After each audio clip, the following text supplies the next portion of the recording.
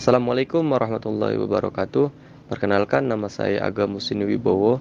Di sini, di dalam video ini, saya akan menjelaskan mengenai Ibnu Khaldun sebagai tugas akhir dari mata kuliah Historiografi Islam. Selamat menonton. Abdurrahman bin Muhammad bin Muhammad bin Muhammad bin Abdurrahman bin Ibnu Khaldun, yang dikenal sebagai Ibnu Khaldun, lahir di Tunisia pada tahun 1332 Masehi atau sekitar 732 Hijriah. Berasal dari keluarga Andalusia kelas atas keturunan Arab.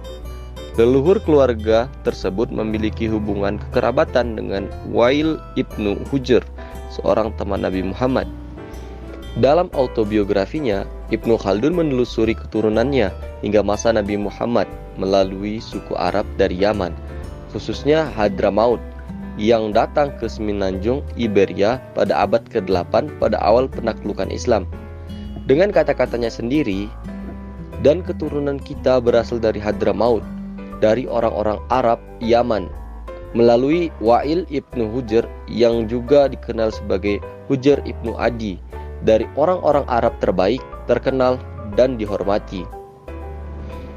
Beberapa pihak berspekulasi tentang keluarga Khaldun ini, diantaranya menjelaskan bahwa Ibnu Khaldun sendiri adalah produk dari keturunan Barbar, yang sama dengan mayoritas penduduk asli tempat kelahirannya. Sarjana Islam Muhammad Hossein berpendapat bahwa identitas palsu akan berlaku, namun pada saat nenek moyang Ibnu Khaldun meninggalkan Andalusia dan pindah ke Tunisia, mereka tidak mengubah klaim mereka terhadap keturunan Arab. Bahkan di saat Barbar berkuasa, pemerintahan Al-Marabats dan Al-Muwahhid dan Ibnu Khaldun tidak merebut kembali warisan Barbar mereka. Penelusuran Ibnu Khaldun dari silsilah dan nama keluarganya sendiri dianggap sebagai indikasi paling kuat dari keturunan Arab Yaman. Karya-karya Ibnu Khaldun yang bernilai sangat tinggi diantaranya At-Tarikh bi Ibnu Khaldun, yaitu sebuah kitab autobiografi catatan dari kitab sejarahnya. Muqaddimah, yaitu pendahuluan atas Kitabul Al-Ikhbar yang bercorak sosiologis, historis, dan filosofis. Lubab Al-Muhassal fi Usul Ad-Din, yaitu sebuah kitab tentang permasalahan dan pendapat-pendapat teologi yang merupakan ringkasan dari kitab Muhassal Afkar Al-Mutaqaddimin wa Al-Mutaakhirin karya Imam Fakhruddin Ar-Razi. Pemikiran Ibnu Khaldun tentang sosiologi. Ibnu Khaldun dianggap memiliki pemikiran yang sejalan dengan Ibnu Sosiologi. Menurutnya, sosiologi masyarakat Arab dibagi menjadi 3 tingkatan. Tingkatan pertama adalah masyarakat primitif atau washi, yang belum mengenal peradaban, hidup berpindah-pindah dan liar. Tingkatan kedua adalah masyarakat pedesaan yang telah hidup menetap meskipun dengan amat sederhana. Pada tingkat kedua ini, Ibnu Khaldun menjelaskan bahwa kebanyakan mata pencarian masyarakatnya adalah pertanian dan peternakan. Dan pada tingkat akhir atau ketiga, Ibnu Khaldun menyebutkan dengan masyarakat kota. Ia berpendapat bahwa masyarakat kota adalah masyarakat yang berperadaban dengan bukti dari mata pencariannya berupa perdagangan dan industri.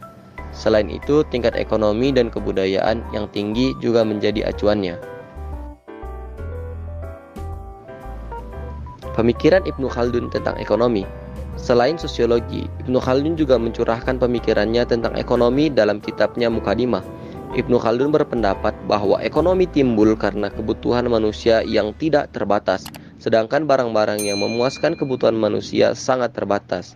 Oleh karena itu, ia berpandangan bahwa untuk memecahkan persoalan ekonomi harus dipandang dari 2 sisi, yaitu sudut pandang tenaga dan sudut pandang penggunanya. Adapun dari sudut pandang tenaga dibagi lagi ke dalam 2 bagian, yaitu maksi penghidupan, tenaga sebagai alat mengerjakan barang untuk memenuhi kebutuhan sendiri. Tamaul, perusahaan, tenaga untuk mengerjakan barang untuk memenuhi kebutuhan orang banyak.